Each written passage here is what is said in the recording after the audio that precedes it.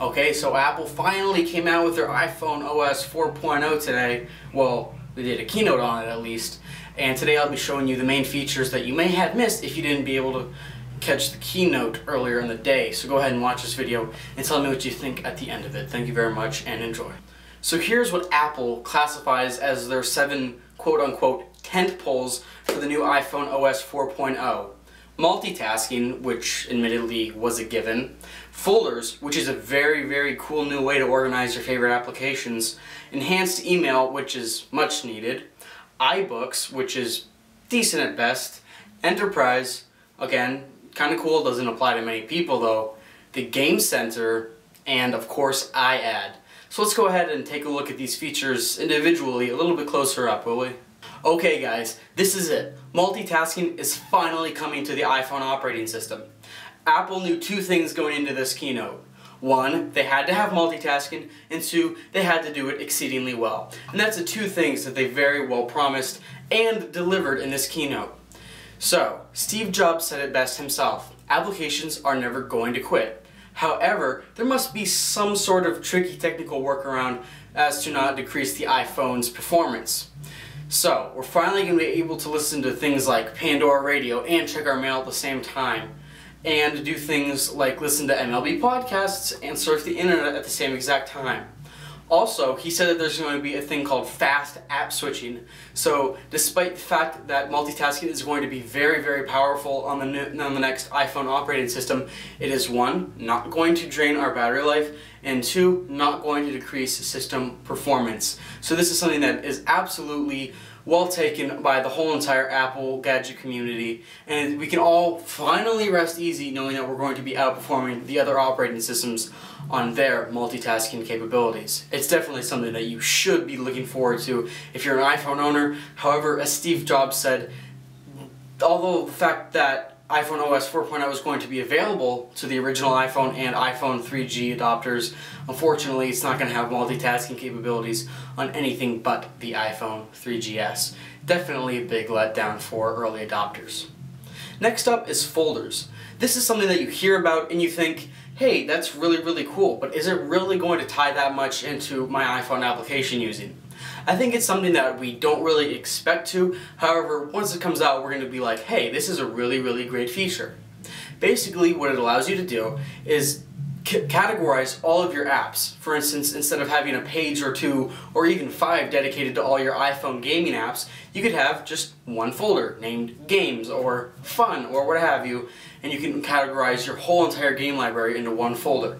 We've all seen the screen captures on YouTube of some kid who's using his Macintosh, and in his dock he has a little folder and he clicks it and bloop, all images go up in the little arc. I suspect that that is what folders is going to be much like, whereas you click an application, you're going to be brought up to the folder, and you're going to be able to select any application from within that folder. Now, this is also coming to announce that instead of having a maximum of about 180 iPhone applications on your iPhone, you're going to be able to have up to 2,100 applications on your iPhone. That's a multiplication of basically over 10, which is really fantastic for power users of the iPhone. Next up will be enhanced email. It's definitely a much needed feature from early versions of the iPhone operating system. Basically what it's going to allow you to do is pool, say, your Yahoo mail, your internet service provider mail, and your Gmail all into one account, or any type of mail that you may have at any given time. It's, again, pretty much like folders, where if you have multiple email accounts, it's going to be one of those things like, hey, it's great, but if you're a power user of email and you have multiple email accounts, like myself, that you need to check, you're going to find yourself being in love with this feature very soon. So definitely thumbs up to Apple for including that in the iPhone OS update. Moving on to iBooks. Okay, this is a feature that I'm not particularly keen on. Okay, I've played with the iPad, and I'm definitely going to get an iPad soon. However, I think iPad has the great iBooks feature, but whenever you take that feature and you're trying to downsize it to the iPhone, then it's not going to perform too well. You saw the iBooks application in the keynote, and again, it basically is a shrunken down version of the iPad version. So when people say things like the iPad is just a bigger iPhone, well, that's fantastic. I have more screen size. But instead of saying that, and you take that same logic and you say, well, the iBooks for the iPhone is just going to be a small version of the iPad, then it goes from being, oh, okay, to not so okay. Again, if you read a lot of books, it may be good for you, but if you've already invested the money in an iPad, I don't see much point in getting the iBooks app for the iPhone. I think it's going to be very terribly eye-straining to read such small text, especially for such long books. Again, it's something that the iPad does exceptionally well, but I think when brought down to iPhone size, it's not going to be that fantastic. Then we go on to Enterprise. This is going to allow companies to provide their users of iPhones, and Apple said that, I think it was like the Forbes Top 500 list or whatever, around 80% of those smartphone users are iPhone users. This is going to be great for them because it's going to allow companies who give their employees phones such as the iPhone on a company plan. It'll allow them to update their VPN clients, do different things with their emails, and allow them to download applications just for their business wirelessly. So this is definitely a sign of showing how the iPhone OS is revolutionizing the way that businesses run, and I think that Apple is trying to push it very hard in this enterprise update. Again, not really going to apply to us everyday users, but it's a pretty cool little feature for our business users. And now, of course, we have the whole Game Center thing going on. I'm not personally a big fan of the achievement points in the Xbox 360 or the trophies in the PSN Marketplace. However, Apple has said that they're going to go ahead and try to bring their own point system to games that run on the iPhone. I'm assuming that there's going to be some sort of workaround because there's not going to be any way that they're going to allow you to just go ahead and pop 1, 2, 3, 4, 5 applications on the marketplace that you just hit one button and you get 5 million achievement points. I think they're probably going to standardize it in some way with paid applications, which may decrease the value of this feature to some users. However, I mean, it doesn't take away anything from the iPhone, so I guess why not have it? The one cool feature about the Game Center, though, is that it's going to allow you to connect with other users who are playing the same exact game. Instead of having to make developers make the game better, it's going to be Apple doing it directly by themselves, kind of like the push notifications. So instead of making a developer do a feature like that, Apple's going to go ahead and include it in their developer toolkit, which is something that's really, really cool. And if it doesn't hurt the developers, well then, it doesn't hurt us. And lastly, Apple's last tentpole is iAd. This is a really, really, really cool feature. If you've already seen the keynote, then you're probably thinking, hey, well, Matthew, why is this a cool feature? I mean, it's just advertisements.